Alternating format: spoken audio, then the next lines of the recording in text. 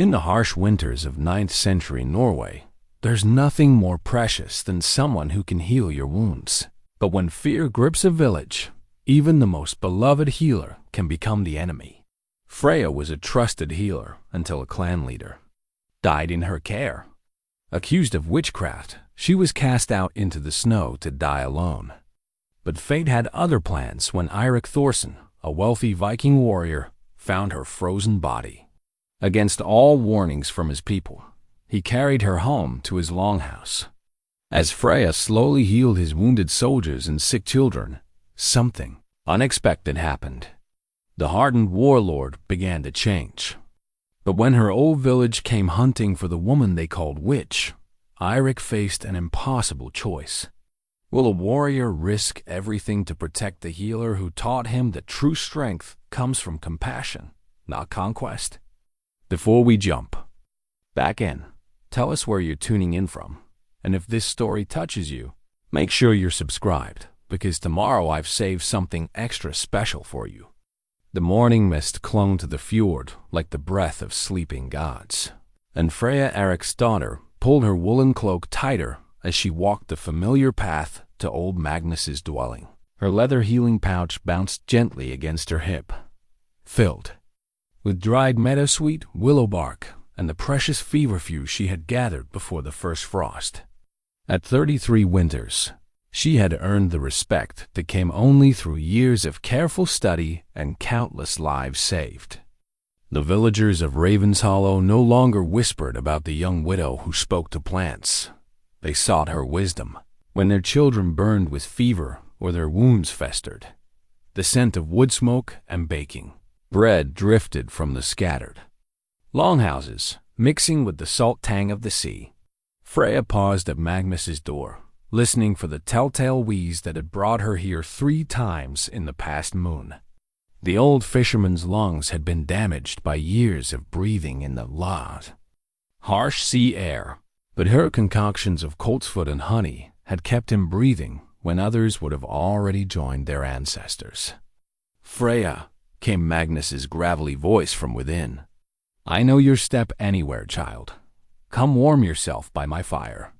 She ducked through the low doorway into the dim interior, where flames danced in the central hearth. Magnus sat on his sleeping bench, wrapped in furs, his weathered face creased with the kind of smile that spoke of genuine affection.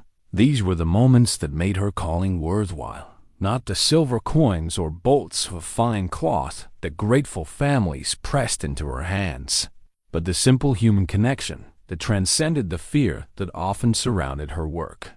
How is the breathing today?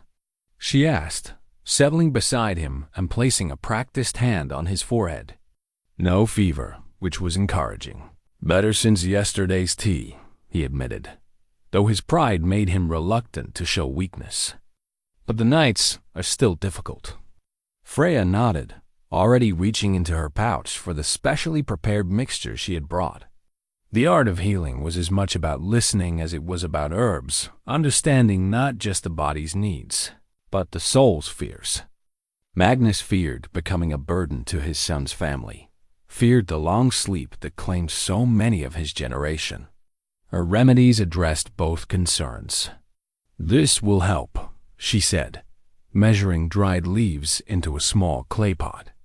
Steep it just as I showed you, and drink it warm before sleep. The valerian will ease the tightness, and the chamomile will quiet your mind. As she worked, Magnus watched her with the careful attention of someone who had lived long enough to recognize rare qualities in people. You have your mother's hands, he said quietly. Astrid could draw the pain from a man's bones just by touching him. The mention of her mother brought the familiar ache to Freya's chest. Astrid had died when Freya was barely 16, passing on her knowledge in rushed whispers during her final days. Much of what Freya knew had come from her own experiments and careful observation, guided by the incomplete teachings of a woman who had run out of time. She would have known better remedies for your condition, Freya replied, measuring herbs with practiced precision. I still feel like I'm guessing sometimes. Nonsense, Magnus said firmly. You saved young Bjorn when the fever took him last. Spring. You helped Ingrid through her difficult birth. You've kept me breathing when I should have been fish food years ago. Your gift is your own child, not just your mother's legacy." The warmth in his voice steadied her, as it always did. These relationships, built slowly over years of shared trials and small victories, were what anchored her to this place. When Gunnar had died 3 winters ago, crushed beneath a falling tree during the harvest, she had considered leaving Ravenshollow entirely. The memories were too sharp, the loneliness too complete. But the village needed her, and she had gradually found purpose in that need. Outside, she could hear the familiar sounds of morning activity, children's laughter, the ring of the blacksmith's hammer, the lowing of cattle being led to pasture. This was her world, small but complete, predictable in its rhythms. She knew every family's history, every child's particular ailments, every elder's failing strength. It was a good life, she told herself, even if it sometimes felt hollow without someone to share it. The door creaked open, and Magnus's daughter-in-law Solveig peered inside. "Freya? Thank the gods you're here. Little Eirik has been crying all night with the earache again." "Bring him," Freya said immediately, already reaching for the oil infusion she had prepared specifically for such ailments. Children's pain always took precedence. Their small bodies could not endure what adults might bear. Solveig disappeared and returned, moments later with a red-faced toddler who whimpered pitifully as she carried him. Freya's heart constricted at the sight. She had delivered this child herself, had been the first to place him in his mother's arms. Now she warmed a few drops of her specially prepared oil between her palms and gently massaged it around the boy's ear, murmuring the old words her mother had taught her, not quite prayers, not quite spells, but something in between that seemed to comfort both healer and patient. "The pain will ease soon," she assured Solveig, who watched with the desperate attention of a mother whose child suffered. "Keep him warm, and if it hasn't improved by evening, send for me again." As if responding to her words, little Eric's crying began to subside into occasional sniffles. Solveig's relief was palpable. "You have such a way with the children," she said gratefully. "They trust you completely." "Children sense intention," Freya replied, gathering her supplies. "They know when someone truly wants to help them." It was true, but it went deeper than that. Children had not yet learned to fear what they didn't understand. They accepted her strange knowledge and gentle touch without the wariness that sometimes clouded adult faces. With children, she could simply be what she was, a healer. She spent the rest of the morning making her rounds through the village, checking on the pregnant women, adjusting remedies for chronic ailments, and gathering information about new concerns. It was during these visits that she often noticed the first signs of larger problems, patterns of illness that might indicate contaminated water sources, or seasonal changes that required different preventive measures. As the sun reached its peak, she found herself at the harbor, where the fishing boats were returning with their morning catch. The men's voices carried across the water, rough with exertion and good humor. Among them, she recognized the deeper tones of Jarl Olav, the village leader whose word carried weight in all important matters. He was a fair man, she had always thought, if somewhat quick to embrace traditional ways over new ideas. "Freya," called out Thorstein the fisherman as she passed. "My wife says to thank you for the salve you prepared. Her hands haven't cracked once since she started using it." "The seal oil makes all the difference," she replied, pleased that her experimental mixture had proven effective. "Tell her to come see me when that batch runs low." Such exchanges were the fabric of her daily life, small services rendered, gratitude freely given, the gradual building of trust that made her work possible. She had learned early that a healer's reputation was more valuable than gold, more fragile than spun glass. One mistake, one patient lost under suspicious circumstances, and years of careful relationship building could crumble overnight? The thought made her unconsciously touch the leather pouch at her side, where she kept her most precious tools.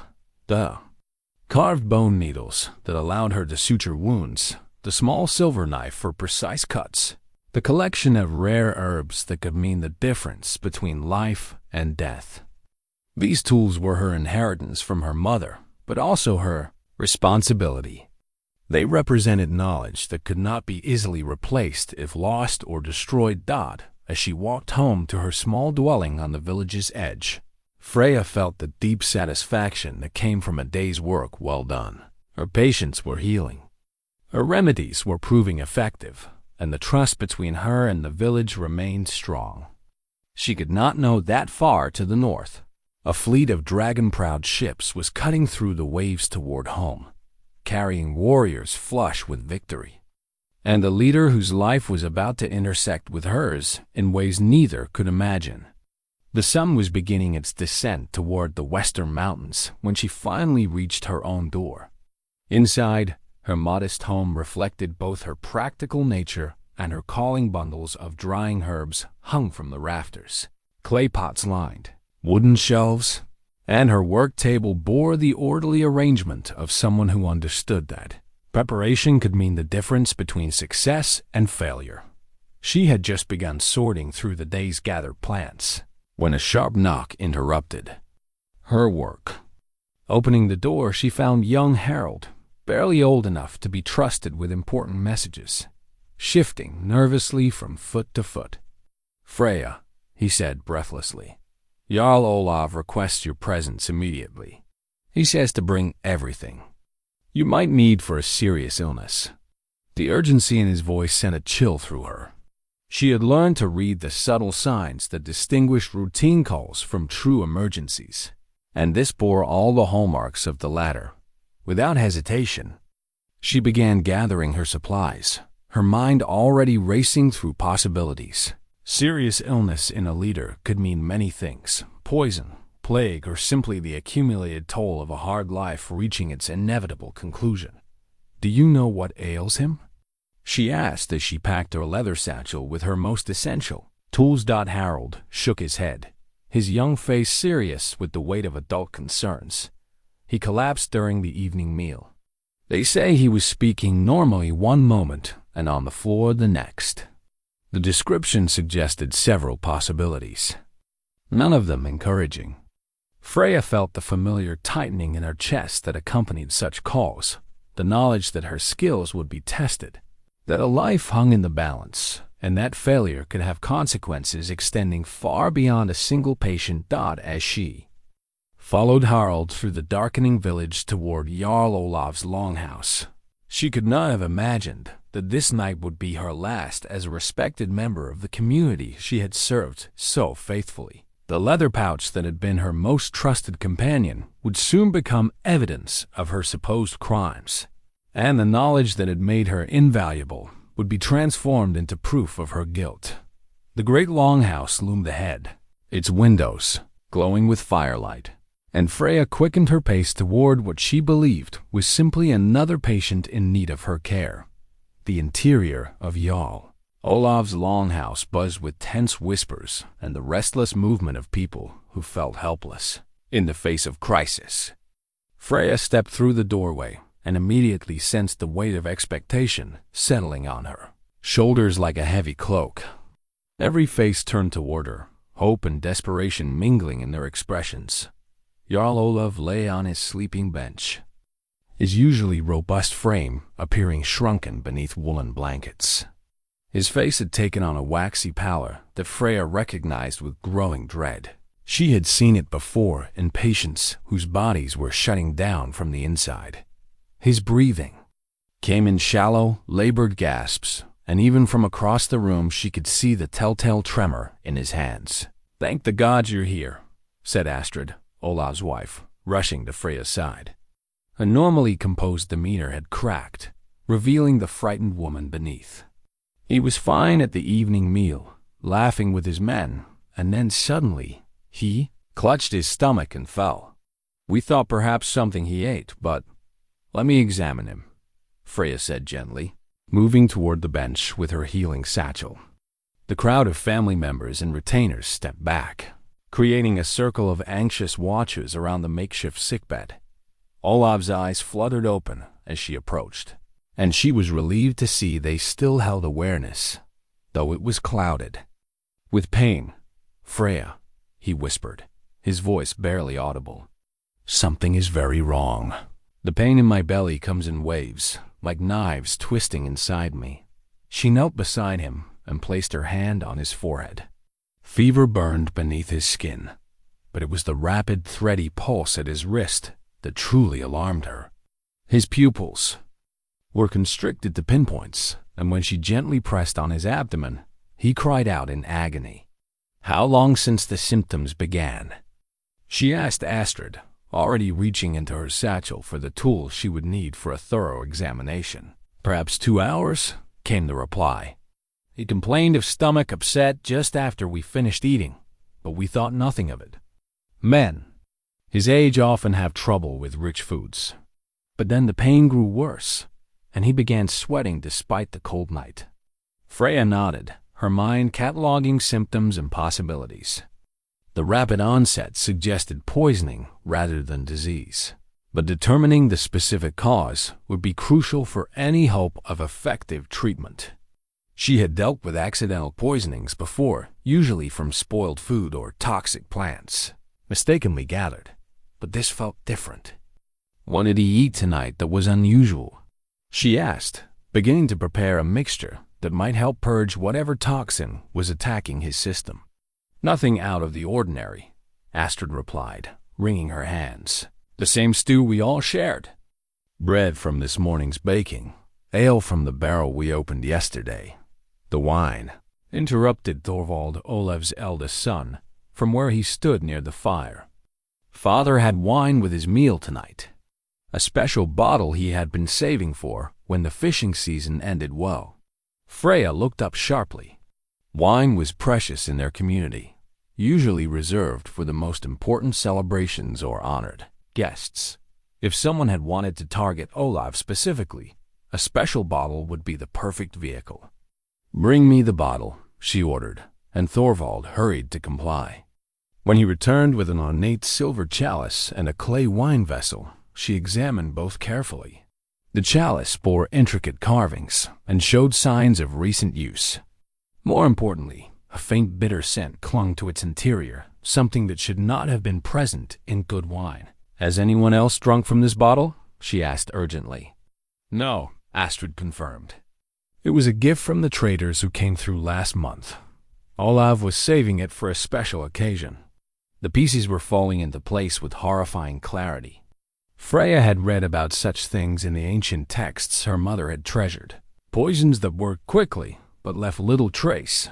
Substances that could turn a celebration into a funeral. But knowing what had likely happened and being able to counter it were different matters entirely. She worked swiftly, preparing a mixture of charcoal and honey water that might absorb some of the toxin if it had not already spread too far through his system. But even as she ministered to Olaf, she could see his condition deteriorating. His skin grew clammy, his breathing more labored, and the pain seemed to intensify despite her efforts. "Can you save him?" Thorvald asked quietly, and Freya heard. In his voice the weight of leadership already settling on his shoulders. He was a good man, but young and untested. Olaf's death would leave a dangerous vacuum in the village's governance. "I am doing everything I can," she replied honestly, continuing to work despite the growing certainty that she was fighting a losing battle. The poison, if that's what it was, had been too well chosen, the dose too precisely calculated. Hours passed in desperate struggle. Freya tried every remedy in her considerable arsenal, every technique her mother had taught her, and several she had learned through painful trial and error over the years. But Olaf's condition only worsened, and as dawn approached, his labored breathing finally stilled. The silence that followed was deafening. Astrid's soft weeping filled the void left by her husband's passing, and the assembled family members stood, frozen in shock and grief. Freya closed Olaf's eyes with gentle fingers, her own heart heavy with the weight of failure. "I'm sorry," she whispered to Astrid. "I tried everything, but whatever poison he consumed had already done too much damage." The word poison seemed to hang in the air like a physical presence. Freya had spoken it quietly, but in the hushed atmosphere of the longhouse, everyone heard it clearly. She saw the shift immediately, expressions changing from grief to something harder and more dangerous. "Poison?" Thorvald repeated, his voice sharp. "You're certain of this?" "The symptoms, the rapid onset, the bitter residue in the chalice. Yes, I believe your father was deliberately poisoned," Freya confirmed, not yet sensing the trap that was closing around her. It was then that Gunnar the Elder, Olav's brother, and a man known for his suspicious nature, stepped forward. His eyes were cold as winter stone as he looked at her. "And who among us had the knowledge to prepare such a poison? Who had access to herbs and powders that could kill a strong man in hours?" The accusation hit Freya like a physical blow. She staggered backward, suddenly understanding the dangerous position her honesty had placed her in. "You cannot seriously believe that you were the one who declared it poison?" Gunnar continued, his voice growing stronger as others nodded in agreement. "You knew immediately what had killed him. How would you know such things unless you had prepared the poison yourself?" "Because I study these things to save lives, not take them," Freya protested, but she could see her words were falling on deaf ears. The grief and shock in the room were transforming into something uglier, a need for someone to blame, someone to punish for their loss. "Witchcraft," whispered someone from the back of the crowd, and the word spread like wildfire through the assembled mourners. "She used her dark arts to murder Jarl Olav." "That's ridiculous," Freya said desperately, backing toward the door as hostile faces pressed closer. "I've served this village faithfully for years. I've saved more lives than I can count. Why would I harm Olav?" But her protests only seemed to fuel their suspicions. Years of trust evaporated in moments as fear and superstition overwhelmed reason. Someone grabbed her healing satchel, spilling its contents across the floor. Her carefully prepared remedies, her precious tools, her mother's legacy, all of it was suddenly transformed into evidence of her supposed guilt. "Look at these vials," Gunnar declared, holding up a bottle of concentrated willow bark extract. "Who knows what poison she's been preparing under the guise of healing?" The mob's energy was building to a dangerous crescendo. Freya could see it in their faces, the collective madness that sometimes seized groups of people when fear overwhelmed their individual judgment. She had heard stories of other healers who had faced such accusations, and she knew how these stories usually ended. "Please," she said, her voice barely audible above the growing clamor, "let reason prevail. Search for the real killer instead of blaming someone who has done nothing but serve you faithfully." But her words were lost in the tide of accusation and fear. Strong hands seized her arms, and she found herself being dragged toward the door. The last thing she saw before being pulled into the bitter night was Astrid's face, not filled with the gratitude of years past, but twisted with grief and the terrible satisfaction of having someone to blame for her loss. The snow was falling again as they stripped her of her cloak and boots, leaving her with nothing but the thin dress she had worn to tend her patient. The cold bit into her skin like hungry wolves, but it was nothing compared to the chill in her heart as she realized that the life she had built through years of careful service was over. "Let the gods judge her," Gunnar declared as they pushed her beyond the village boundaries. "If she is innocent, they will protect her. If she is guilty, the winter will claim her as justice demands." As Freya stumbled into the white wilderness, she understood that she was walking toward her death. The snow would cover her tracks, the cold would stop her heart, and by morning she would be nothing more than a frozen corpse that the spring thaw would reveal to whoever happened to find her. Behind her, the warm lights of Raven's Hollow grew dim, and distant. But the sound of her former neighbors' voices carried clearly on the winter wind, already planning how they would tell the story of the witch who had murdered their beloved Jarl, and how divine justice had finally claimed her. The cold was everything, and nothing a vast, consuming presence that stripped away thought, feeling, and eventually the will to continue. Freya had lost all sensation in her feet within the first hour of walking, and now she moved through the snow-laden forest like a ghost, each step requiring tremendous effort just to maintain forward motion. She had no destination, no plan beyond the animal instinct to keep moving until her body could move no more. The rational part of her mind understood that she was dying, that the cold was slowly shutting down her vital functions as surely as any poison. But there was a strange peace in that knowledge, a relief that her suffering would soon end. The snow fell steadily, erasing her footprints as quickly as she made them. Soon there would be no trace that she had ever passed this way. No evidence that Freya, Eirik's daughter, had existed at all. Perhaps that was fitting. Her accusers had already decided she was an aberration, a corruption that needed to be purged from their world. The winter would simply complete what they had begun. She stumbled and fell, her knees sinking deep into a drift. For a moment she knelt there, breathing hard, watching her breath form small clouds in the frigid air. It would be so easy to simply remain here, to let the snow cover her like a gentle blanket. The cold had already moved beyond pain into a kind of numbness that felt almost welcoming, but something deep inside her rebelled against surrender.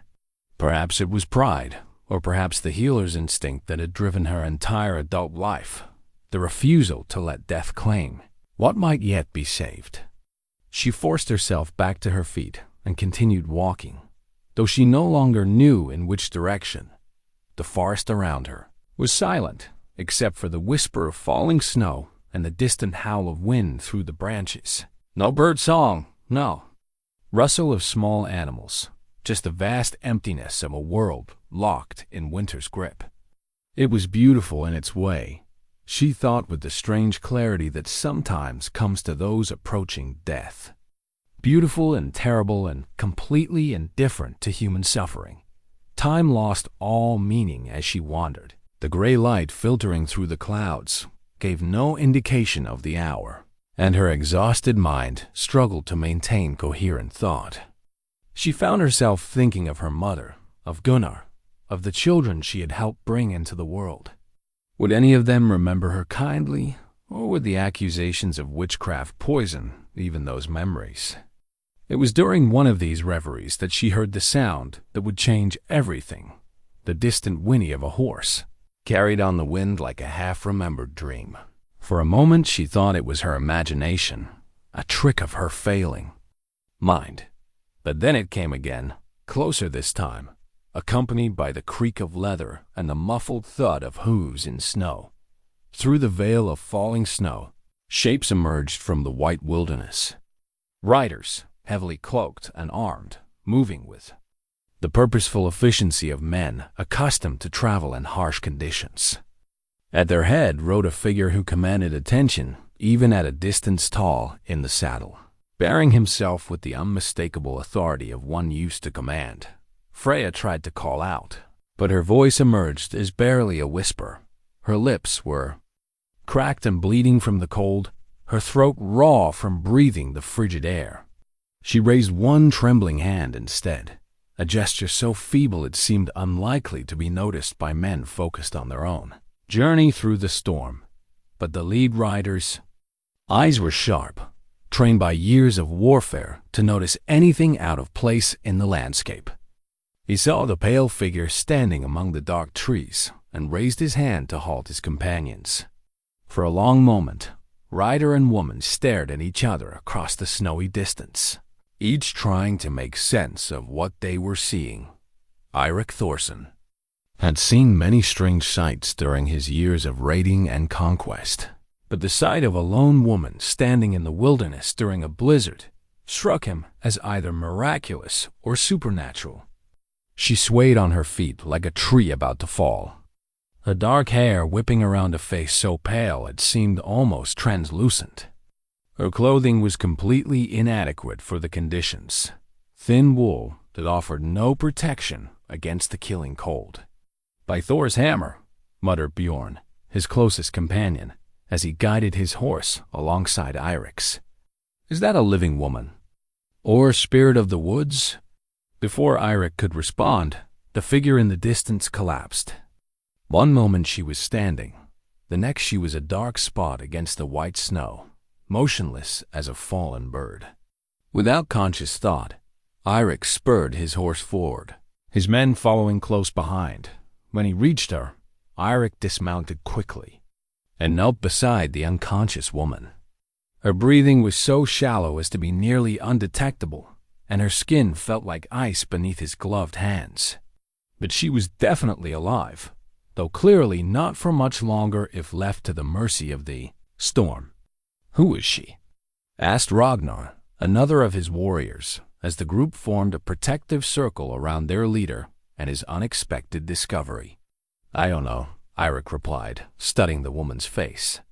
There was something compelling about her features: high cheekbones, a strong jaw, and even in unconsciousness, an expression that suggested intelligence and determination. "But she's dying, and we can't leave her here." "My lord," Morn said carefully, "we don't know anything about her. She could be cursed, or she's a woman alone in a blizzard." Eirik cut him off sharply. "Whatever else she might be can be determined later. Help me get her onto my horse."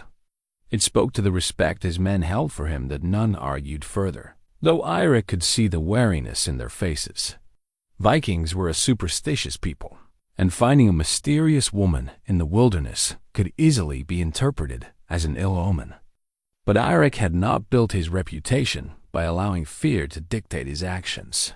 With careful hands, they lifted Freya's unconscious form and secured her in front of Eirik on his massive warhorse. She was shockingly light, her body having consumed much of its own substance in the fight against the cold. Eirik wrapped his own cloak around her, creating a cocoon of warmth that might yet preserve whatever life remained in her frozen form. "How far to the longhouse?" he asked Bjorn, who knew these lands better than any of them. 2 hours, perhaps 3 in this weather," came the reply. "Will she last that long?" Eirik looked down at the woman cradled against his chest, noting the blue tinge to her lips and the way her breathing caught irregularly. "She have to," he said grimly, spurring his horse into motion. "We ride hard and hope the gods are feeling merciful today." As they raced through the storm toward the shelter of his hall, Eirik found himself wondering what circumstances had led a woman to be wandering alone in such deadly conditions. There were many possibilities, none of them pleasant. But regardless of her story, she was now under his protection, and he had never been one to abandon those who depended on his strength, the carved bone needle that would later save his warriors. Lives was still tucked safely in Freya's frozen hand, clutched there by instinct even as consciousness fled.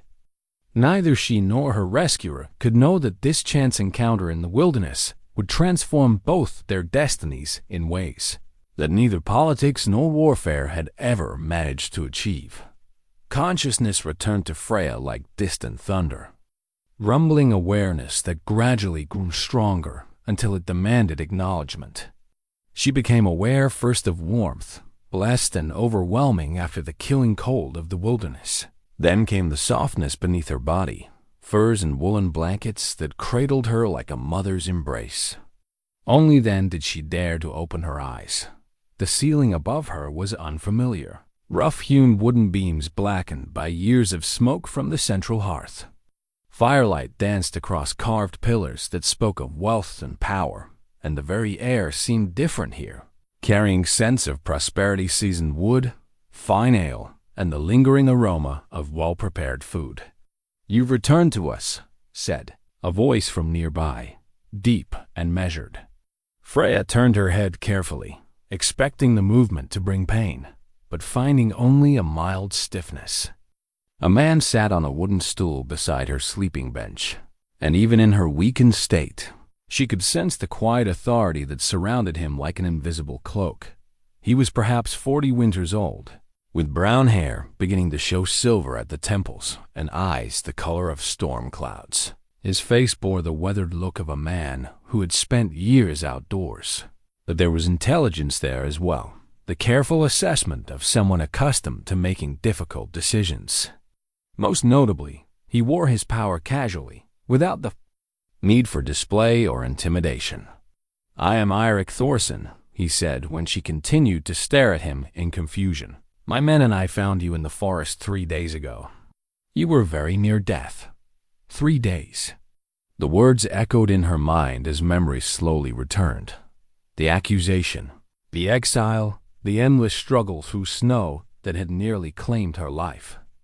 She was alive, but the circumstances of her rescue raised new questions that her still recovering mind struggled to process. "Why?" she asked, her voice barely a whisper. "Why did you save me?" It was a simple question with complex implications. She was clearly not of his household, not under his protection by blood or marriage.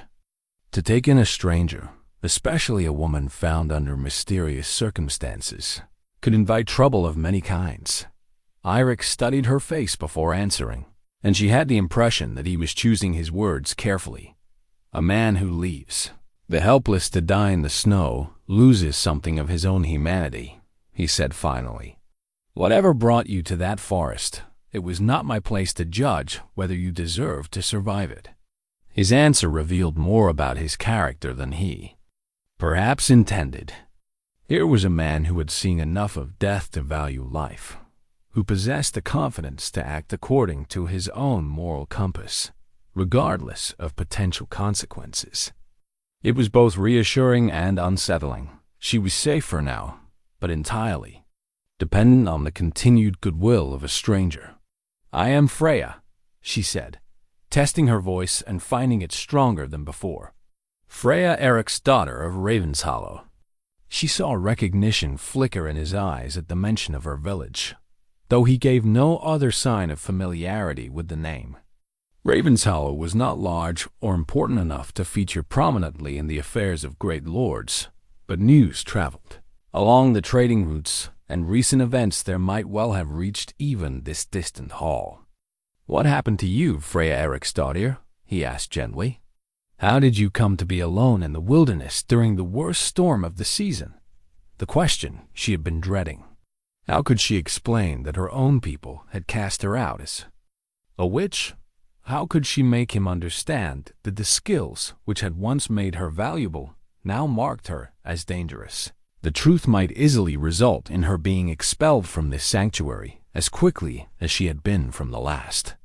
"There was an accusation," she said carefully, choosing each word with deliberate precision. "The Jarl of my village died suddenly, and in their grief, people sought someone to blame. I was—" She paused, searching for words that would convey truth without revealing too much. A convenient target. Eirik's expression remained neutral, but she sensed the sharpening of his attention. "What manner of accusation?" "They said I used dark arts to cause his death," she admitted, watching his face for any sign of the fear or revulsion she had grown accustomed to seeing. "I was a healer. When people don't understand how healing works, they sometimes fear it." To her surprise, Eirik nodded slowly, as if her words confirmed something he had already suspected. "A healer," he repeated. "That would explain the tools my men found clutched in your hand when we discovered you." He gestured toward a nearby table where she could see her precious bone needle and a few other implements from her kit, the few items that had survived her exile. The sight of them brought a complicated mix of emotions: grief for all that had been lost, but also hope that some small part of her identity had been preserved. "You were holding these so tightly that we had difficulty removing them without causing damage," Eirik continued. "The workmanship is exceptional too fine for ordinary purposes." "They were my mother's," Freya said, surprised by the thickness in her voice. "She taught me the healing arts before she died. Those tools have saved more lives than I can count. And now they have saved your life as well, Eirik observed. If you had not been carrying them, I might have assumed you were simply another unfortunate traveler caught by the storm. But these tools marked you as someone with valuable knowledge. The implication was clear. Her skills had earned her sanctuary, at least temporarily. But it also meant that her value here would depend on her ability to demonstrate those skills, to prove that saving her had been worthwhile. The thought was both encouraging and daunting. "My lord," she said, testing the formal address, "I am grateful beyond words for your kindness, but I must ask, what do you expect of me in return? I have nothing to offer but my knowledge, and even that has been declared cursed by those who once sought it." Eirik leaned back in his chair, studying her with those storm-gray eyes. "My men suffer injuries that our usual remedies cannot fully address," he said after a moment. "We raid in distant lands and sometimes bring back ailments that our local wise women don't recognize. If your knowledge can ease their suffering, then saving, you will have benefited us both." It was a practical arrangement. She realized her skills in exchange for shelter and protection. There was honesty in it that she appreciated, even as she wondered whether she would be able to meet his expectations. Her healing kit was largely destroyed, her carefully prepared remedies lost in the snow. She would have to rebuild everything from whatever materials she could find or gather. "I will do whatever I can," she promised. "But I should warn you, there are those who believe healers like me traffic with dark powers. Your people may not welcome my presence here." "My people follow my lead," Eirik said with quiet confidence. "And I judge by results, not superstition. If you can heal where others cannot, they will learn to appreciate your value." Before Freya could respond, a sound of footsteps approached, and a young woman entered carrying a steaming bowl. She was perhaps 20 winters old, with bright blonde hair braided in the complex patterns favored by unmarried women of good family. Her clothing spoke of status-fine wool dyed in rich colors, silver brooch that caught the firelight. "Father said you were awake," the newcomer said, addressing Freya with curious but friendly eyes. "I brought broth to help you regain your strength." "This is my daughter Astrid," Eirik explained, and Freya started at the familiar name so like the mother she still missed. "She has been helping to tend you during your recovery." Astrid settled gracefully beside the sleeping bench and held out the bowl with a warm smile. "Your day was quite a scare," she said conversationally. "Father has seen many men recover from grievous wounds, but he says you were closer to death than anyone he's ever known to survive." The broth was rich and nourishing, warming Freya from the inside as the fire warmed her without. As she drank, she became aware of other sounds from deeper in the longhouse, voices in conversation. The scrape of benches being moved, the ordinary sounds of a household going about its daily business. It was comforting in a way she hadn't expected, this sense of life continuing around her. "How many people live here?" she asked Astrid, genuinely curious about the community that had become her unexpected sanctuary. "Perhaps 60 in the main hall and the surrounding buildings," Astrid replied. "Father's warriors and their families. The craftsmen who maintain our weapons and ships, servants, and those who seek our protection in exchange for their labor. It's like a small village, really. A village where she might find a place," Freya thought hopefully. If Eirik kept his word about judging by results rather than reputation, she might yet rebuild some semblance of the life that had been torn away from her. The amber meditation stone she had managed to save clutched in her other hand during the rescue seemed to pulse with warmth against her palm, as if responding to her renewed determination. "Rest now," Eirik said, rising from his stool with the fluid grace of a man who kept himself in fighting condition despite his years. "Tomorrow, if you feel strong enough, I will show you what healing challenges await your attention. For tonight, simply focus on recovering your strength." As father and daughter left her alone beside the fire, Freya closed her eyes and allowed herself to feel something she had not experienced in days' hope. The road that had led her to this place had been dark and terrible, but perhaps it had also been necessary. Perhaps the gods had not abandoned her after all, but had simply been guiding her toward a different destiny than the one she had imagined for herself. The amber stone grew warm in her palm as she drifted toward sleep. And for the first time since Jarl Olav's death, Freya allowed herself to believe that her story was not ending, but beginning anew. The morning brought with it the first real test of Freya's value to Eirik's household. She had barely finished, breaking her fast when urgent voices echoed through the longhouse, accompanied by the sound of heavy footsteps and something being dragged across the wooden floor. "My lord," called Bjorn, his usual calm demeanor replaced by obvious concern. "We need the healer immediately. Young Magnus has taken a turn for the worse." Freya rose quickly from the bench where she had been sharing the morning meal with Astrid, her healer's instincts overriding any lingering weakness from her ordeal. Through the doorway, she could see several warriors supporting a pale young man who appeared barely conscious, his breathing labored and his skin bearing the telltale flush of high fever. "What happened?" she asked, already moving toward the group, with the purposeful stride that had once been second nature in her former life. "Magnus is Eirik's sister's son," but Bjorn explained hurriedly as they carried the young man to a sleeping bench near the fire. "He fell ill 5 days ago with what seemed like a simple fever, but now—" He gestured helplessly at the patient, whose condition was clearly far beyond anything their usual remedies could address. Freya knelt beside the bench and immediately began her examination. The young man, perhaps 18 winters old, burned with fever that had climbed far beyond what the body could safely endure.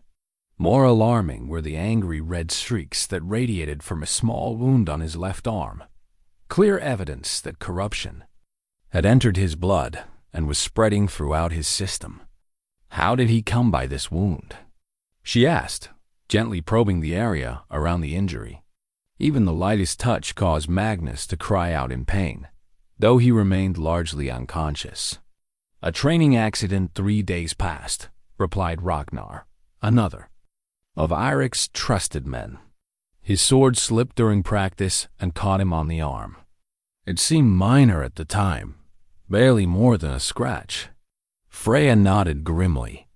She had seen such cases before, wounds that appeared insignificant but became deadly when corruption took hold.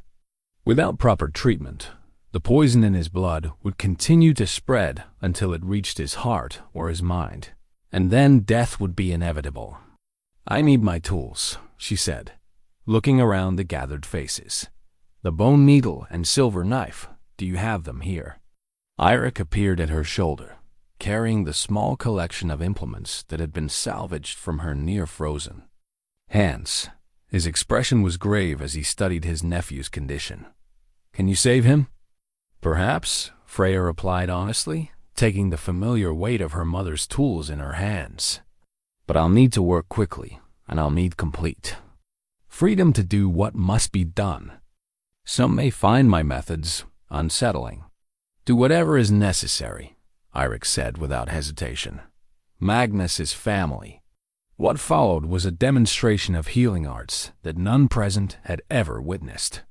Freya worked with swift, sure movements, using her silver knife to carefully open the infected wound and drain the corruption that had accumulated there.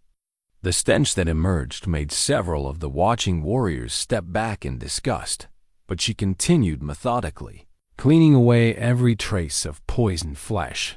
The bone needle came next, threading sinew with an expertise that spoke of years of practice. Her hands moved with the confidence of a master craftsman, stitching the wound closed in a pattern that would promote proper healing while preventing the return of infection. Throughout the procedure, she murmured softly, not quite prayers, not quite spells, but words that seemed to carry their own power. "What is she doing?" whispered one of the younger warriors to his companion, his voice carrying a mixture of awe and unease. "Healing," Eirik replied firmly, though Freya noticed that he too watched her work with intense fascination, something our usual remedies could not accomplish. The most difficult part came next, the preparation of medicines to combat the fever and cleanse his blood of the remaining corruption. Without her usual supplies, Freya had to work with what could be gathered from the settlement's stores and the surrounding forest. She sent Astrid and several others to collect specific plants, describing them in detail and emphasizing the importance of exact identification. "The willow bark must be young and green beneath the outer layer," she instructed, "and the mushrooms I described be absolutely certain of their appearance. The wrong variety could kill him as surely as the fever." While they gathered her requirements, she worked to cool Magnus's burning body with wet cloths and careful manipulation of his position to ease his breathing. The iron war axe that hung above Eirik's seat caught her eye, its notched handle telling the story of countless battles, a reminder that violence was the foundation of this household's power. Yet here she was, using the gentler arts of healing within the same walls where weapons of war were honored. As the day progressed, Magnus's condition began to stabilize. The angry red streaks faded gradually, and his fever broke in a dramatic episode that left him drenched in sweat but breathing more easily. By evening, he was conscious enough to sip the bitter tea Freya had prepared, and his eyes showed the clear awareness of someone who had stepped back from death's threshold. "The crisis has passed," Freya announced to the assembled household as they gathered for the evening meal. "He'll need several more days of rest and careful attention to his diet, but he should recover fully." The relief in the room was palpable. Magnus was well loved among Eirik's people, and his death would have been a significant blow to both morale and family bonds. But more than that, Freya's success had demonstrated the value of her knowledge in terms that even the most skeptical could understand. "You've given me back my nephew's life," Eirik said quietly as the celebration continued around them. "That's a debt I won't forget." "I'm simply glad I can help," Freya replied, though she felt the deep satisfaction that came from successful healing. For the first time since leaving Ravenshollow, she felt useful again, valuable for the right reasons. But even as the household celebrated, not all faces reflected joy at her success. She noticed Thorsson, one of Eirik's advisors, watching her with suspicion and something that might have been resentment.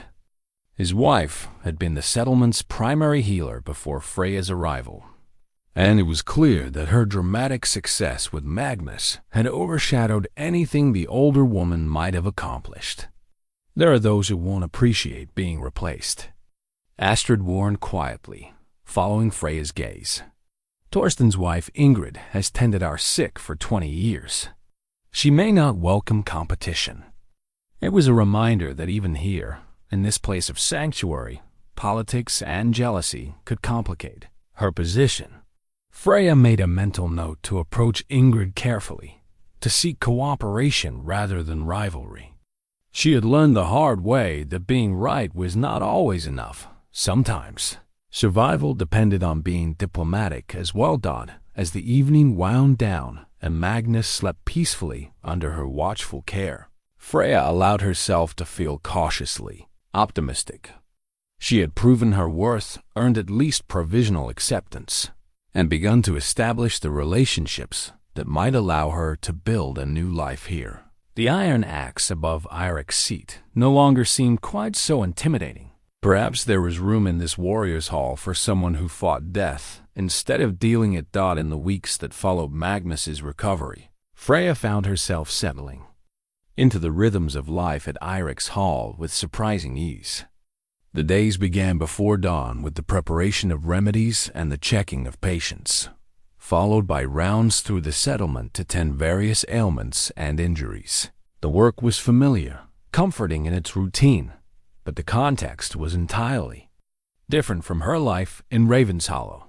Here, she was not just a healer, but something approaching a curiosity, a woman whose knowledge exceeded anything the settlement had previously known. Word of Magnus's dramatic recovery had spread quickly, and soon people were traveling from neighboring farmsteads to seek her attention for ailments that had long been considered incurable.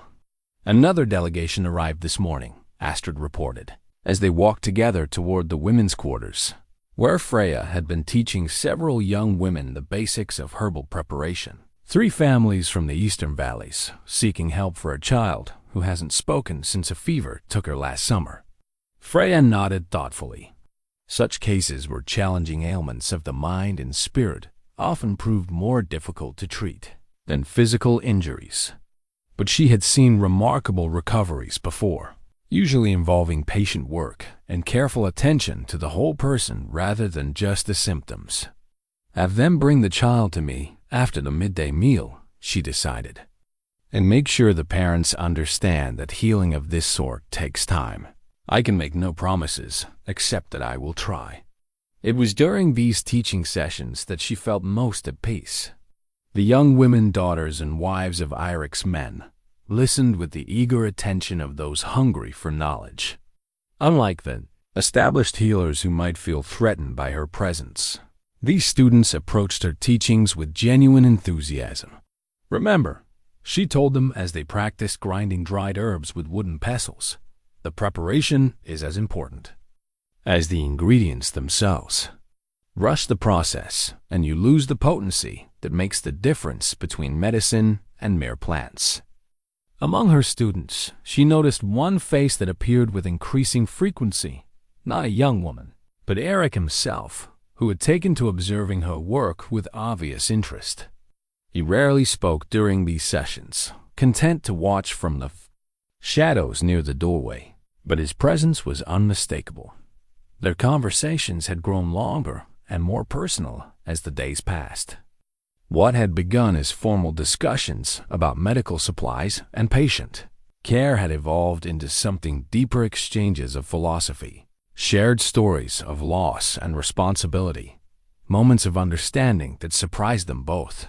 You carry yourself differently now, he observed one evening as they sat near the fire after the household had settled for the night. When we first found you, there was a brokenness that went beyond physical injury. That's healing as well. Freya considered his words carefully. It was true that the constant ache of betrayal and loss had begun to fade, replaced by something she hesitated to name. Purpose, certainly, but also a sense of belonging that she had not expected to find again so soon. Perhaps it's easier to heal when you're not constantly defending yourself against suspicion, she replied. Your people judge by results rather than rumors. That makes all the difference. My people follow my lead, Eirik said simply. And I have found your results ... impressive. There was something in his tone that made her look at him more carefully. Over the weeks, she had come to appreciate the quiet strength he projected, the way he commanded loyalty through competence rather than fear, the careful thought he gave to decisions that affected others. He was a man who had seen enough of violence to value peace, enough of death to treasure life. Their growing closeness had not gone unnoticed by the household. Freya was aware of the glances exchanged when they spent time together, the subtle shift in how others addressed her. She was no longer simply the healer, but something more, a woman under the particular protection of the Lord of the Hall. The realization brought both comfort and concern. She had learned to value her independence, to rely on her own skills and judgment.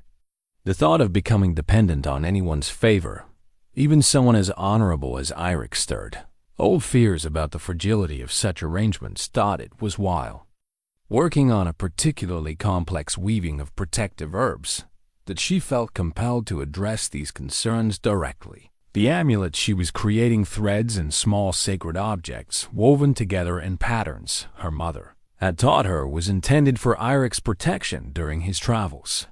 The work required concentration, but it also provided a safe framework for difficult conversations. I want you to understand something, she said, without looking up from her weaving. I am grateful beyond measure for the sanctuary you've provided, but I won't allow myself to become a burden or an obligation. If the time comes when my presence here creates problems for you or your people, you must tell me directly." Eirik was quiet for so long that she finally looked up to find him watching her with an expression she couldn't quite read. "Is that what you think this is?" he asked finally. "Obligation?" "I don't know what this is," she admitted honestly. "I've never been in a situation quite like this before. In Ravenshollow, my position was clear. I was the healer, valued for my skills, but ultimately separate from the community I served.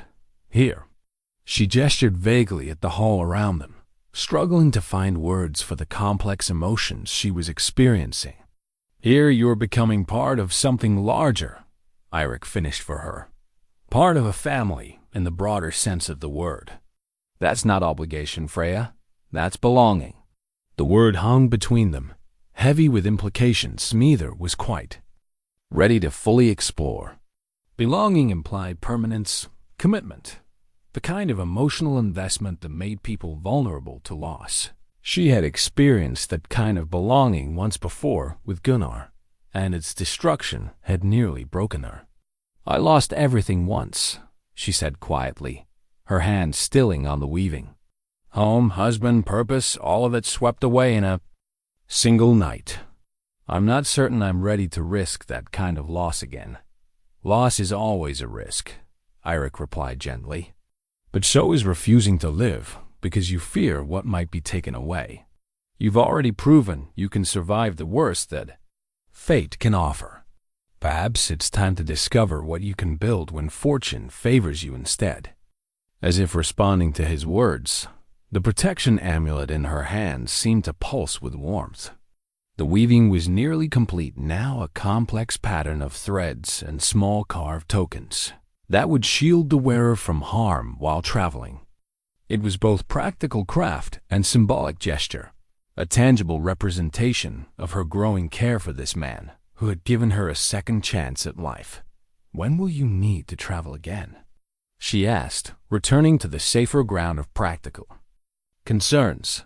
"Spring, most likely," he replied. "There are alliances to renew, trade agreements to negotiate. The kind of diplomacy that keeps communities like ours safe and prosperous." The thought of his departure brought an unexpected pang of concern. In the weeks since her arrival, she had grown accustomed to his steady presence, the quiet strength he projected that made others feel secure. His absence would leave a void that she was only beginning to recognize.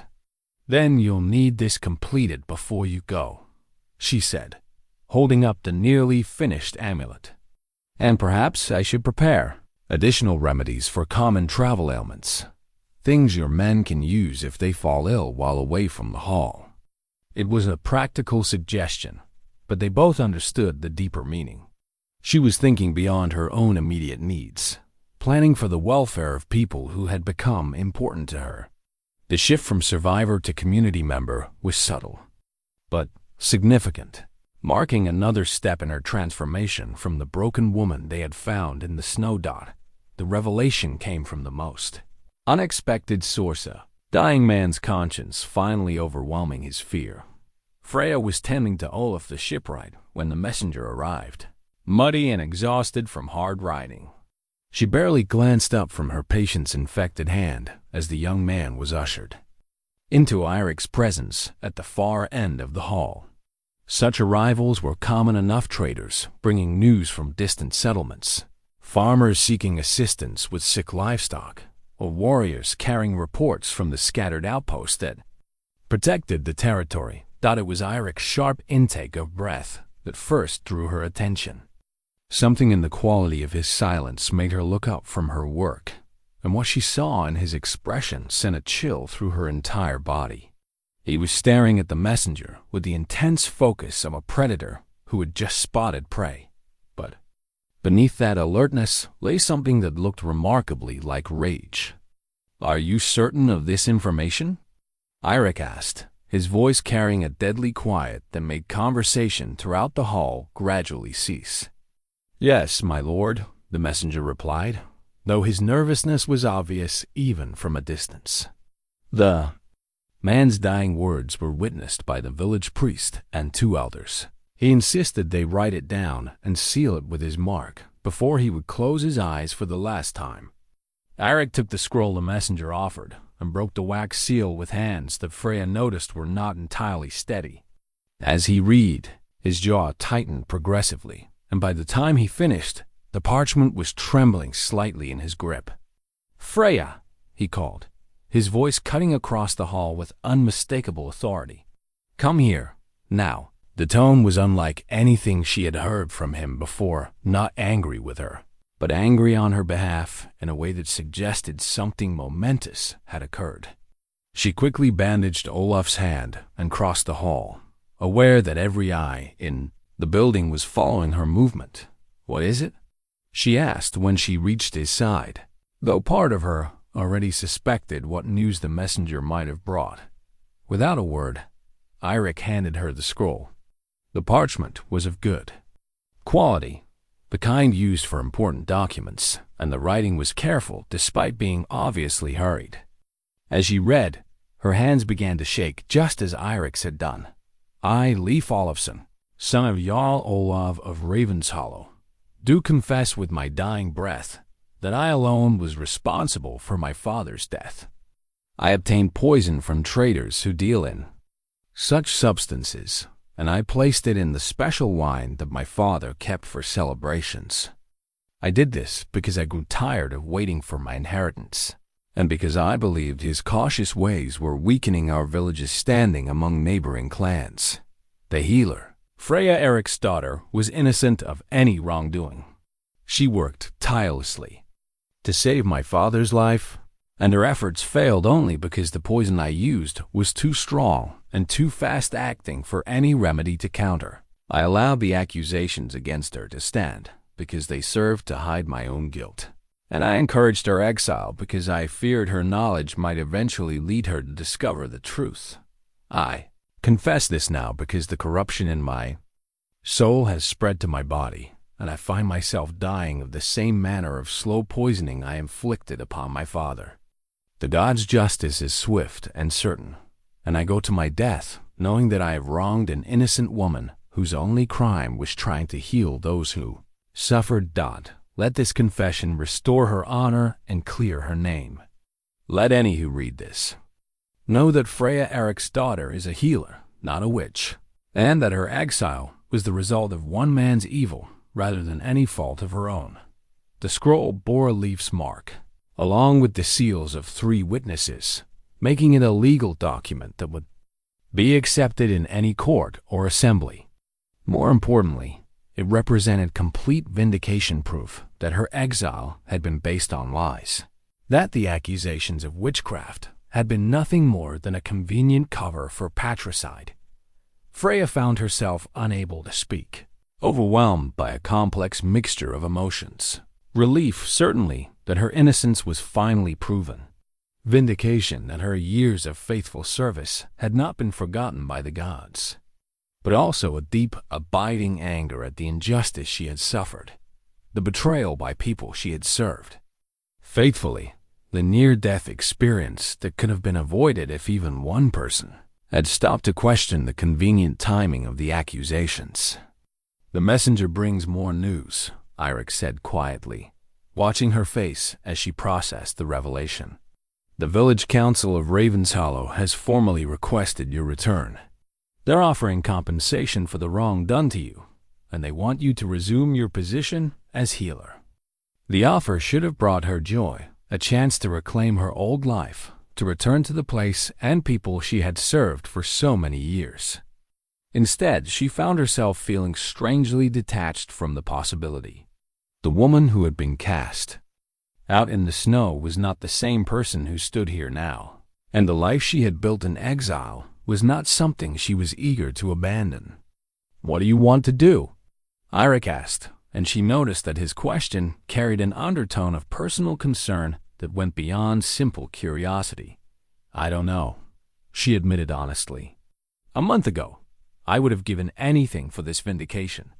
But now," she gestured around the hall, taking in the people who had become her community, the work that had given her new purpose, the relationships that had helped heal wounds deeper than any physical injury.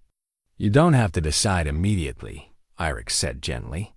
"The messenger can carry word that you've received their offer and are considering it. But Freya," he paused, seeming to choose his words carefully, "I want you to know that your place here is permanent if you choose to make it so. This isn't just sanctuary anymore. You've become part of what we are." His words echoed their earlier conversation about belonging, but now they carried additional weight. The hidden confession scroll had changed everything. She was no longer a refugee seeking shelter, but a woman with choices to make about her future. The knowledge that she could return to her old life made her current situation feel more precious, more deliberately chosen rather than simply accepted by necessity. "There's something else," the messenger said hesitantly, drawing their attention back to his presence. "The village council also wishes you to know that they've discovered additional evidence of Leif's crimes. Hidden among his possessions were vials of poison and correspondence with traders who deal in such substances. They believe he may have been planning to eliminate other potential rivals for power. The scope of Leif's evil was even greater than the confession had revealed." Freya thought of the young man she had known, Olaf's son, seemingly devoted to his father, always present during important discussions about village governance. She had delivered him herself, had treated his childhood illnesses, had watched him grow from boy to man without ever suspecting the darkness that lay beneath his dutiful exterior. "How did they discover his confession?" she asked the messenger. "What made him reveal the truth after so long?" "He fell ill with a wasting sickness that none of their healers could cure," came the reply. As he lay dying, he began speaking of guilt and justice, claiming that the gods were punishing him for his crimes. The priest convinced him that confession might ease his passage to the next world. Divine justice, Freya thought with grim satisfaction. The same gods who had seemed to abandon her during her darkest hour had apparently been working their own justice on her accuser. It was a reminder that truth had its own power, its own way of eventually rising to the surface regardless of how deeply it might be buried. As the messenger was fed and given a place to rest before his return journey, Freya found herself walking alone in the settlement's small garden area, thinking about the choice that lay before her. The hidden confession scroll had given her back everything she thought she had lost: her reputation, her position, the respect of her former community. But it had also forced her to confront an uncomfortable truth. She was no longer certain she wanted those things back.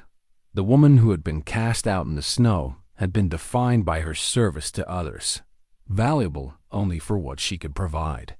The woman she was becoming here was valued for who she was, not just what she could do.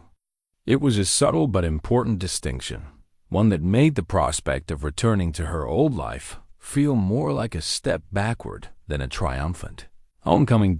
As she stood among the winter-dormant herbs she had been planning to cultivate come spring, Freya realized that her exile had become something unexpected, not just punishment, but transformation. The question now was whether she had the courage to embrace the new life she was building, rather than retreating to the safety of what she had known before. The decision, when it finally crystallized in Freya's mind, came not through careful deliberation, but through a moment of startling clarity. She was working in the herb garden she had begun establishing, preparing the soil for spring planting, when Astrid approached with news that would force her hand. "Another messenger has arrived," Astrid said, her young face troubled. But this one didn't come from Ravenshollow with friendly words. Freya straightened, brushing dirt from her hands as she followed Astrid back toward the longhouse. Through the doorway, she could see a group of armed men clustered around Eirik, their posture and bearing suggesting they had not come for diplomatic purposes. "They're from the regional assembly," Astrid continued quietly. "Someone has convinced the local jarls that you're a dangerous witch who escaped proper justice. They're demanding your surrender for trial." The words hit Freya like a physical blow. Even with Leif's confession, even with complete vindication of her innocence, there were still those who refused to accept the truth. Fear and superstition, once roused, were not easily laid to rest, and she realized that some would always prefer a convenient scapegoat to an uncomfortable reality. "What is Eirik told them?" she asked, though she could guess the answer from the tense set of his shoulders as he faced the delegation. "That you're under his protection and will remain so," Astrid replied with obvious pride in her father's stance. "But they've threatened to bring the matter before the regional assembly if he doesn't comply voluntarily." Such a challenge could not be taken lightly.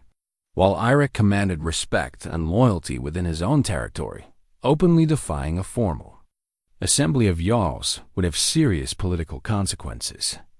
He could find himself isolated, cut off from the alliances and trade relationships that kept his people prosperous and secure. As they approached the group, Freya could hear the lead delegate speaking in the measured tones of someone delivering an ultimatum. "Understand your reluctance to surrender someone who has provided useful service," the man was saying. "But the accusations are serious, and they come from multiple sources. The assembly must be satisfied that justice has been properly served." "Justice was served when the real murderer confessed his crimes," Eirik replied coldly. "Freya, Erik's daughter, has been completely vindicated by evidence that would convince any reasonable court. Confessions extracted from dying men are often unreliable," countered another member of the delegation. "Deathbed ravings influenced by fever or guilt cannot be given the same weight as solid testimony from multiple witnesses." It was a clever argument, Freya realized. By casting doubt on Leif's confession, they could maintain their position regardless of evidence to the contrary. This was not about justice or truth. It was about politics, fear, and the convenience of having someone to blame for events that frightened people. "The confession was witnessed and properly sealed," Eirik pointed out. "It meets every legal requirement for admissible evidence." "Perhaps," the lead delegate conceded. "But there are other considerations. The woman's continued presence among civilized people creates ... unrest. There are those who believe that allowing a suspected witch to practice her arts freely sets a dangerous precedent." Freya felt a familiar chill at the word witch, spoken with the same conviction that had once driven her own neighbors to cast her out. It seemed that no amount of evidence would be sufficient to overcome the fundamental fear that some people felt toward healing knowledge they could not understand. "I won't be responsible for delivering an innocent woman to a mob seeking vengeance," Eirik said firmly. "If the assembly wishes to try her, they can present their evidence here before witnesses who can speak to her character and actions." "That's not how the law works," the delegate replied sharply. "She must answer the charges before the proper authority, not hide behind your protection like a coward." The insult was deliberate, designed to provoke either Eirik or Freya into a response that would justify their demands. But before either could speak, Freya stepped forward, her mind suddenly clear about what needed to be done. "I'll go," she said quietly, and the words seemed to echo in the sudden silence that followed. "Freya, no," Eirik said immediately, turning to face her with alarm evident in his expression. "You don't understand what you're agreeing to." Assembly. Trials for witchcraft rarely end in acquittal. "I understand perfectly," she replied, meeting his eyes with steady resolve. "But I also understand that my presence here is putting you and your people at risk. I won't allow that to continue." "Your presence here has been nothing but beneficial," Eirik protested. "You've saved lives, brought knowledge and healing that we couldn't obtain elsewhere. No one is asking you to sacrifice yourself for our convenience." "No, one needs to ask," Freya said gently. "This is my choice to make."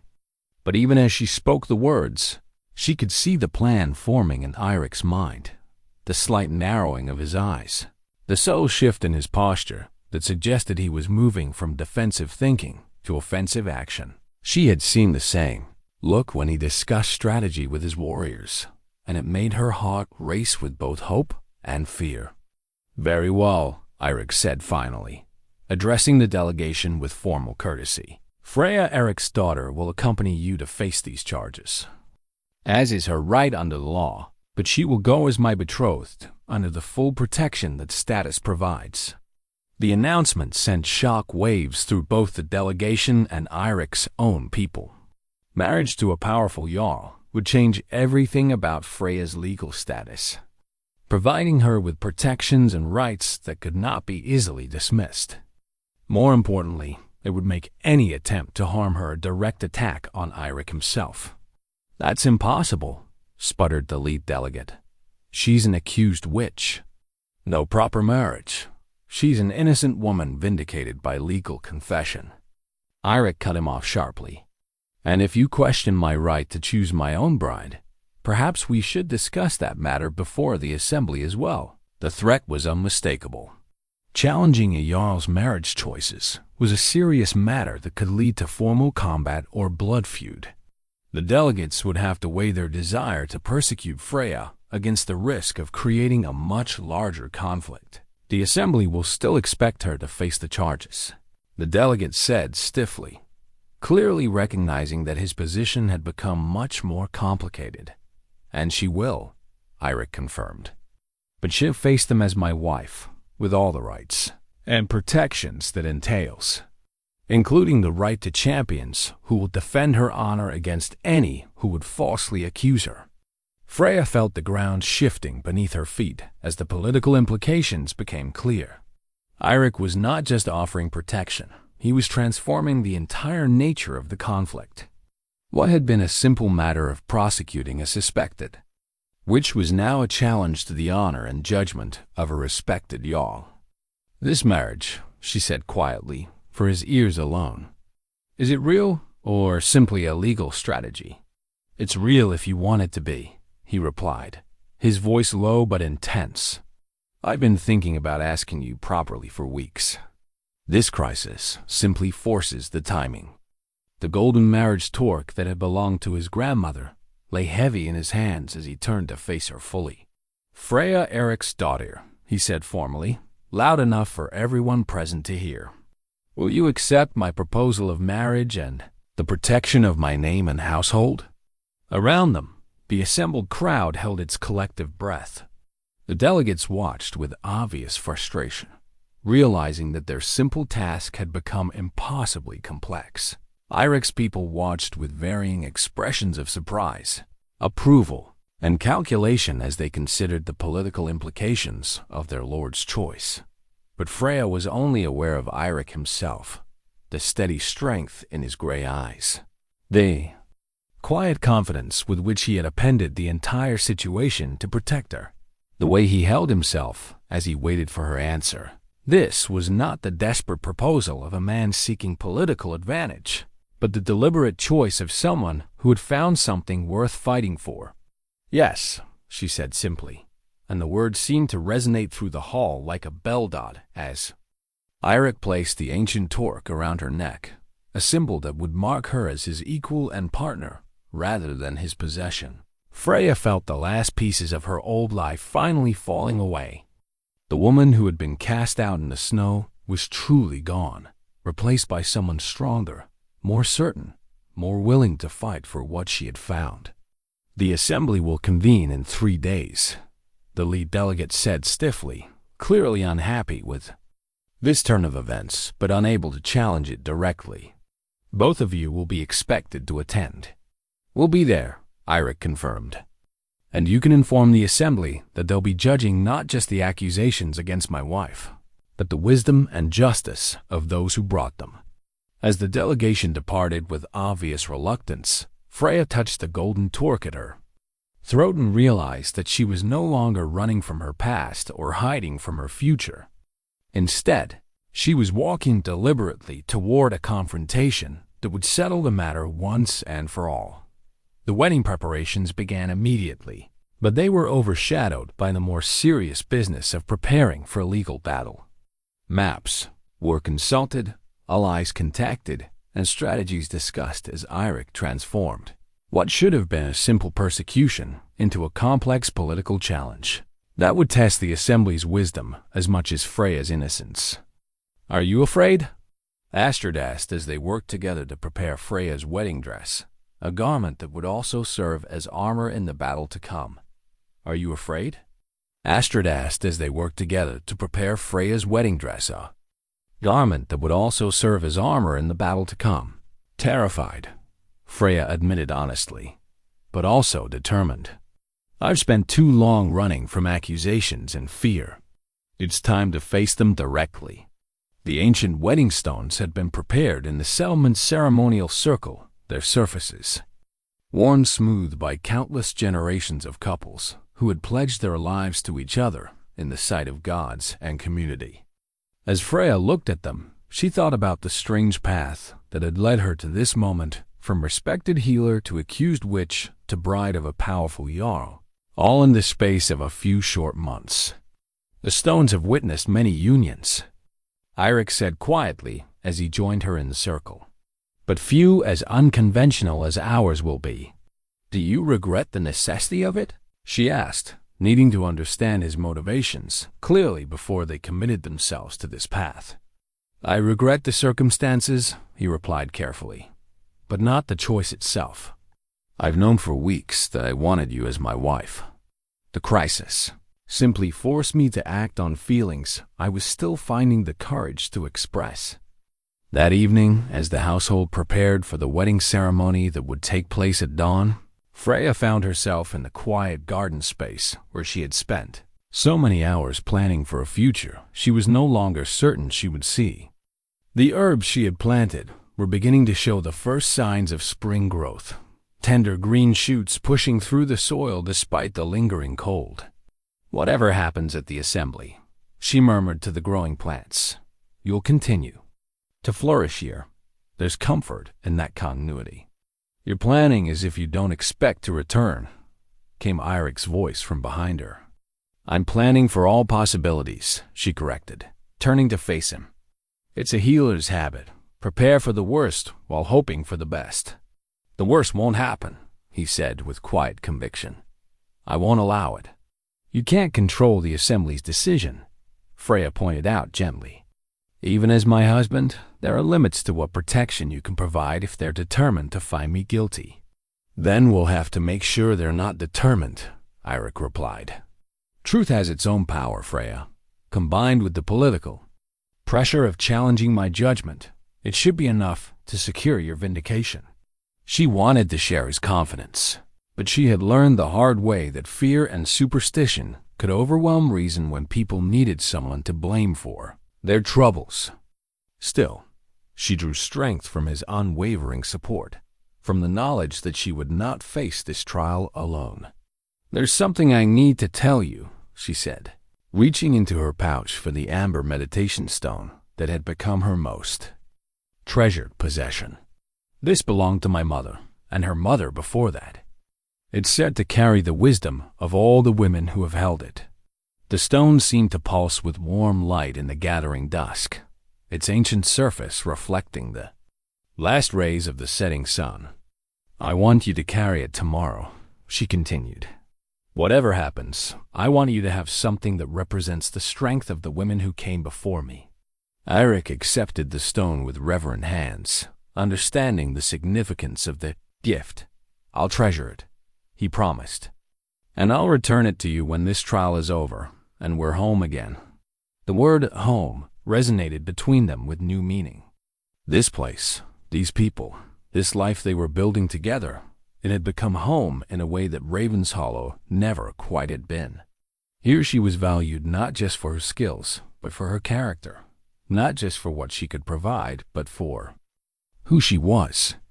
"Whatever the Assembly decides," she said firmly, "I want you to know that these weeks with you and your people have been the happiest of my adult life. You gave me more than sanctuary. You gave me a second chance to discover who I could become. And you gave me something I didn't even know I was missing," Eirik replied, reaching out to touch the golden torque at her throat. The chance to build something lasting with someone who understands that true strength comes from protecting rather than conquering.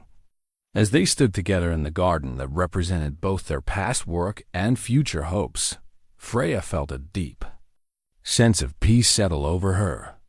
Tomorrow would bring challenges that might change everything, but tonight she was exactly where she belonged, beside a man who had chosen to stand with her against whatever storms might come.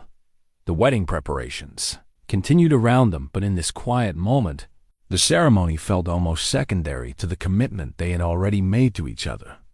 They were partners now in every sense that mattered, bound together by shared purpose and growing love rather than mere political convenience. When dawn came, they would face the assembly together, armed with truth, protected by law, and strengthened by the knowledge that they had found something worth fighting for. The outcome remained uncertain, but their resolve was absolute. Whatever price had to be paid for their happiness, they would pay it together.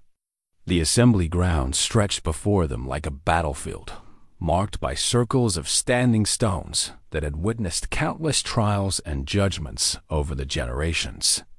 Freya rode beside Eirik at the head of a small but impressive procession. His most trusted warriors, several allied jarls who had agreed to speak on her behalf, and a wagon carrying the evidence that would determine her fate.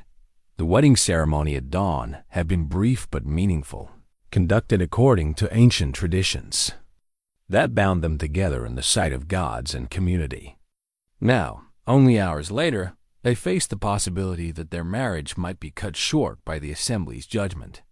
"Look there," Eirik said quietly, gesturing toward the gathering crowd. Gunnar the Elder, along with several others from Ravenshollow. They've come to see justice done their version of it. Freya recognized the faces of people who had once sought her healing touch, who had welcomed her into their homes and trusted her with their children's lives. Now they watched her approach with expressions of hatred and fear, as if her very presence might somehow contaminate them. But there were other faces, two people from settlements where news of her vindication had spread, healers and wise women, who understood what her persecution might mean for all of them.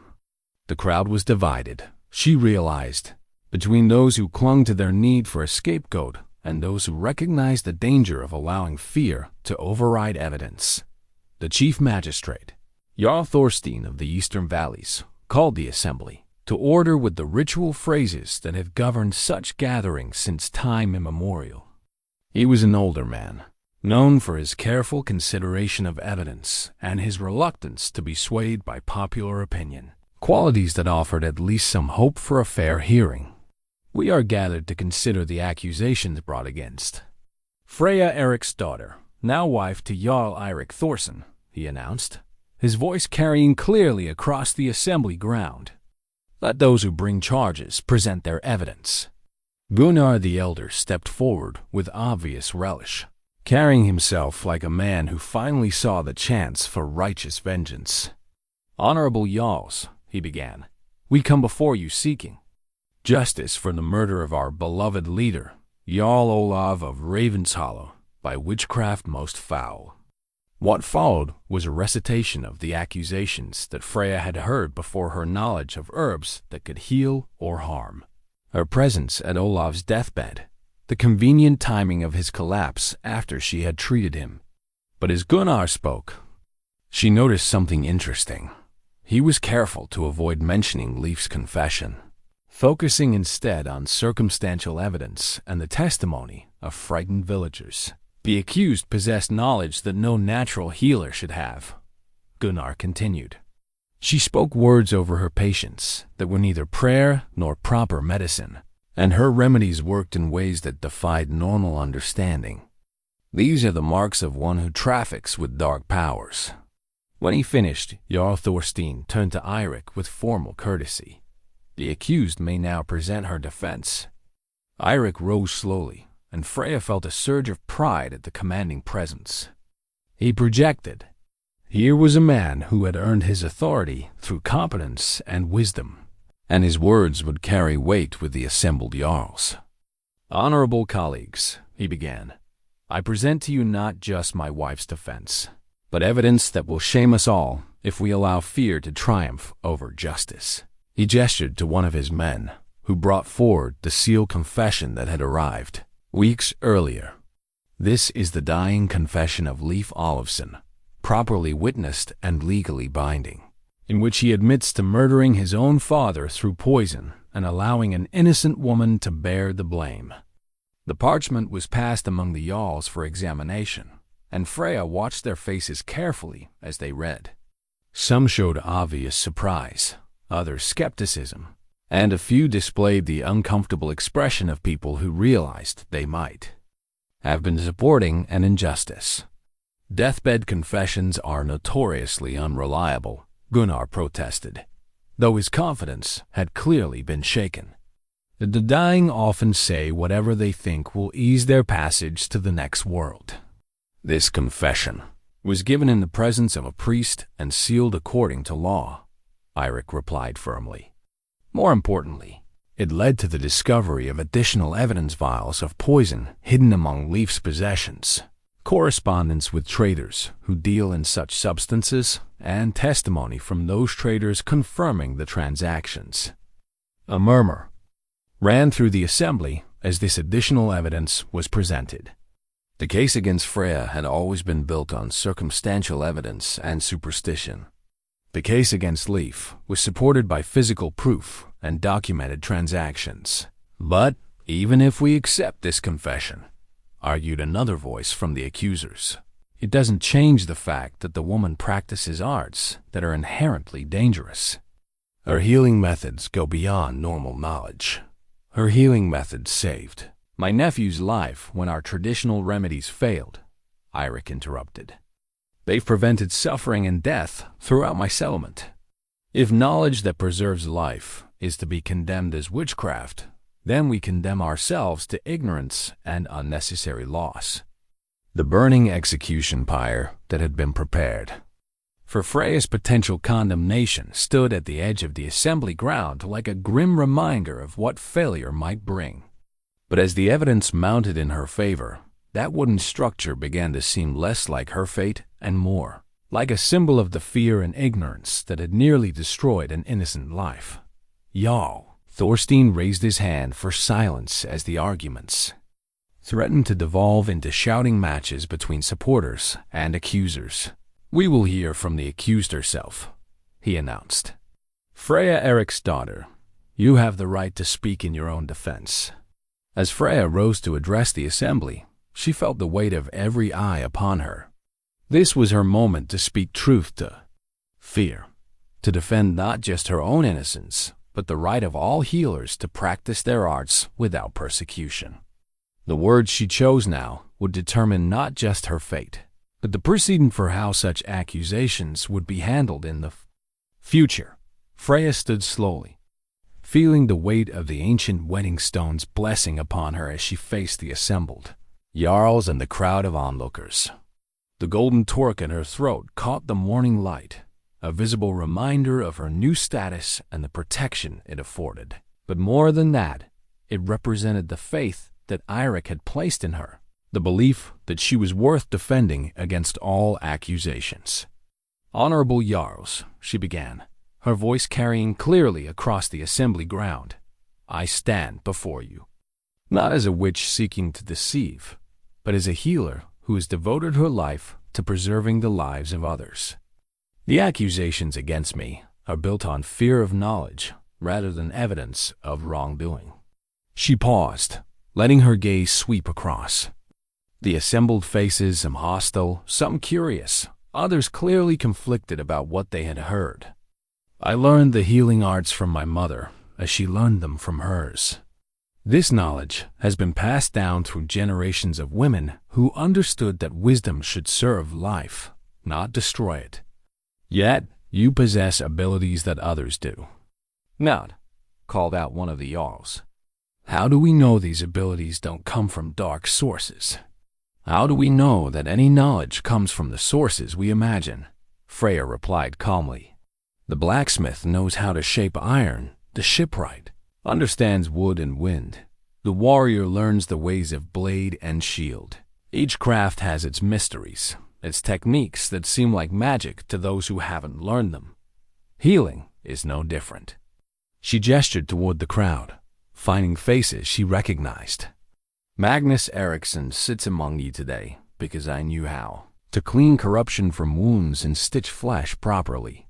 Young Sigurd speaks clearly now because I understood which herbs could heal damage to the mind caused by fever. Are these evils to be condemned or skills to be valued? But the timing of Jarl Olav's death, Gunnar the Elder protested. The timing of Jarl Olav's death was planned by his own son. Freya cut him off firmly. A son who calculated that killing during harvest season would provide him with convenient scapegoats. First his father's age and health, then the healer who tried to save him when those explanations proved insufficient. She reached into her satchel and withdrew a small vial, holding it up for all to see. This contains willow bark extract, prepared according to methods my mother taught me. In the right dose, it reduces fever and eases pain. In the wrong dose, it could cause harm. Every remedy I prepare could be poison if used incorrectly, but that doesn't make me a poisoner any more than owning a sword makes every warrior a murderer. Murmurs ran through the crowd as people considered her words. The logic was simple, but compelling knowledge itself was not evil, only the intent behind its application. The real question before this assembly, Freya continued, her confidence growing as she saw understanding dawn in several faces, is whether we will allow fear to drive us into condemning those who possess knowledge we don't understand. If you declare me guilty based on superstition rather than evidence, you set a precedent that will endanger every healer, every wise woman, every person who seeks to preserve life through learning. Jarl Thorstein nodded slowly, clearly impressed by her articulate defense. You speak well for someone facing such serious charges. But what of the claims that you use unnatural methods, speaking words that are neither prayer nor proper medicine? I speak to my patients, Freya said simply. I explain what I'm doing, why certain treatments are necessary, how they can help their own healing. I use words my mother taught me, not spells, but reminders to stay calm, to trust in the body's ability to heal itself when properly assisted. If comfort and explanation are now considered witchcraft, then every mother who soothes a crying child is guilty of the same crime. She could see the shift in the assembly's mood, the way reason was slowly overwhelming the initial fear and suspicion. The evidence in her favor was overwhelming Leif's confession, the physical proof of his guilt, and now her own clear, rational explanation of her methods. I ask this assembly to consider not just my innocence, she said, reaching her conclusion, but the justice of allowing knowledge to flourish rather than be driven underground by fear. The healing arts I practice have saved lives throughout my husband's settlement. They could benefit many more communities if we choose wisdom over superstition. As she took her seat beside Eirik, he reached over to squeeze her hand briefly, a gesture of support and pride that was not lost on the watching crowd. The sacred wedding stones seemed to pulse with approval, their ancient surfaces reflecting the growing conviction that justice would indeed be served. Jarl Thorstein conferred briefly with his fellow magistrates before rising to address the assembly. We have heard evidence from both accusers and accused, he announced. The confession of Leif Olafsson, properly witnessed and supported by physical evidence, provides clear explanation for Jarl Olav's death. The defendant has presented a rational defense of her methods and demonstrated that her knowledge serves life rather than destroying it. The pause that followed seemed to stretch for eternity. Around the assembly ground, people held their breath, as they waited for the judgment that would determine not just Freya's fate, but the precedent for how such accusations would be handled in the future. This assembly finds the charges of witchcraft and murder to be without merit, Jarl Thorstein declared, his voice ringing with authority. Freya Erik's daughter is innocent of all accusations brought against her. Furthermore, we declared that her exile from Ravenshollow was unjust, and that any who would persecute her further will answer to this assembly. The roar of approval from Eirik's supporters mixed with angry shouts from those who had sought her condemnation. But the judgment was final and legally binding. Justice had been served. Truth had triumphed over fear. And the precedent was set: healers would not be condemned for possessing knowledge that others feared to understand. 3 months after the assembly's judgment, Freya knelt in her flourishing herb garden, her hands deep in the rich earth as she transplanted seedlings that would provide medicine for the coming year. The spring sun warmed her back, and the air carried the mingled scents of growing things and the salt tang of the nearby fjord. It was a perfect morning for new beginnings. The feverfew was taking root beautifully, she murmured to herself, carefully firming soil around delicate stems. Each plant represented hope, the promise of remedies for future ailments, the continuation of knowledge that had almost been lost to fear and superstition. "Talking to your plants again?" came Eirik's familiar voice from behind her. She turned to see him approaching with 2 steaming cups of the herbal tea she had taught him to appreciate. "They grow better when they know they're wanted," she replied with a smile, accepting the cup gratefully. The tea was her own blend: chamomile for calm, mint for clarity, and a touch of honey for sweetness. Simple ingredients that, properly combined, created something greater than the sum of their parts. "Like people," Eirik observed, settling beside her on the wooden bench he had built for her quiet moments in the garden. "You've certainly thrived since the assembly confirmed your innocence." It was true. The woman who had been cast out in the snow, who had nearly died from cold and despair, felt like a distant memory now. In her place sat someone stronger, more confident, more certain of her place in the world. The vindication had been important, but the real transformation had come from finding where she truly belonged. "I received another letter from Ravenshollow yesterday," she said, pulling the parchment from her apron pocket. "The village council writes again, asking me to return and resume my position there. They're offering a formal apology, compensation for my suffering, and assurance that I would be welcomed back with proper respect." "And?" Eirik asked, though his tone suggested he already knew her answer. "And I've written my final refusal," Freya replied firmly. "This is my home now. These are my people. I have no desire to return to a place where fear could so easily overcome years of faithful service." She gestured around the garden, then toward the longhouse where smoke rose from cooking fires and children played in the morning sun. "Here I'm valued not just for what I can provide, but for who I am. Here my knowledge is seen as a gift to be treasured, rather than a threat to be feared." "The healers who come to study with you certainly seem to agree," Eirik said with obvious pride.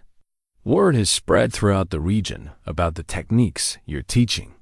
Some travel for weeks just to learn from you."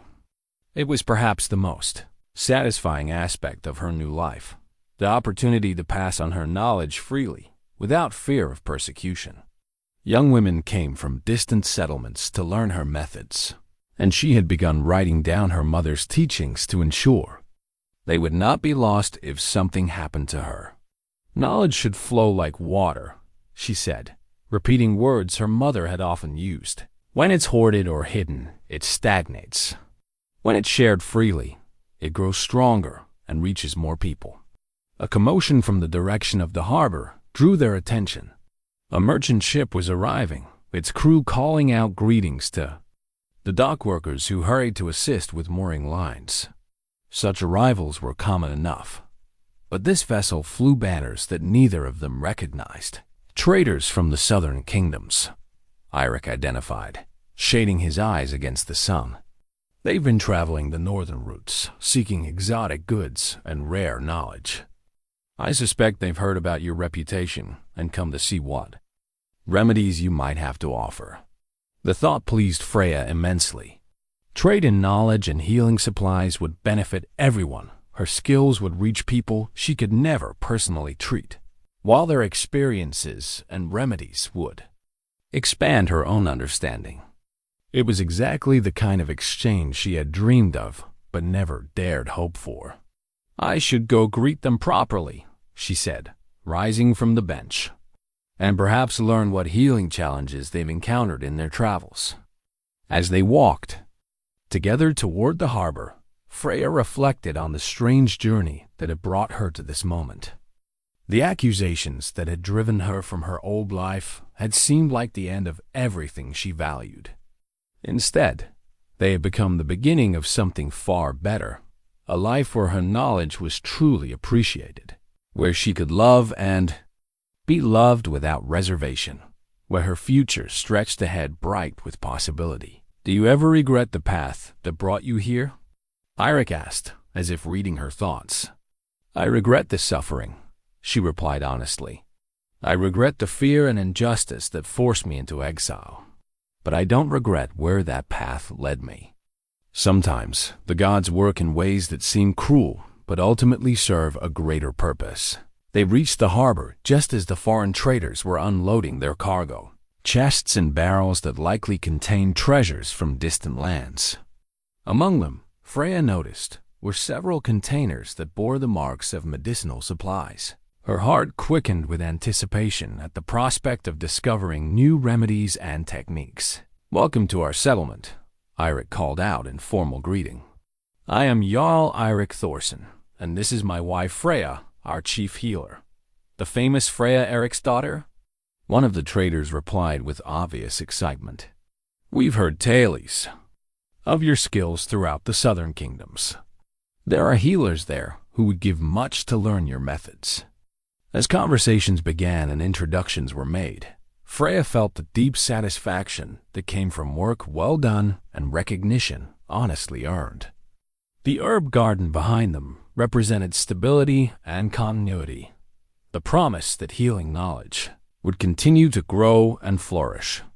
The arriving traders represented expansion and possibility, the chance to share that knowledge with a wider world. Standing beside her husband in the warm spring sunshine, surrounded by people who valued both her skills and her character, Freya understood that she had found something precious beyond measure. Not just sanctuary from persecution, but a home where she could be fully herself. Not just survival, but the chance to thrive and help others do the same. The new healing garden bloomed around them, its carefully tended plants reaching toward the sun, and Freya smiled as she contemplated the seasons of growth and discovery that lay ahead.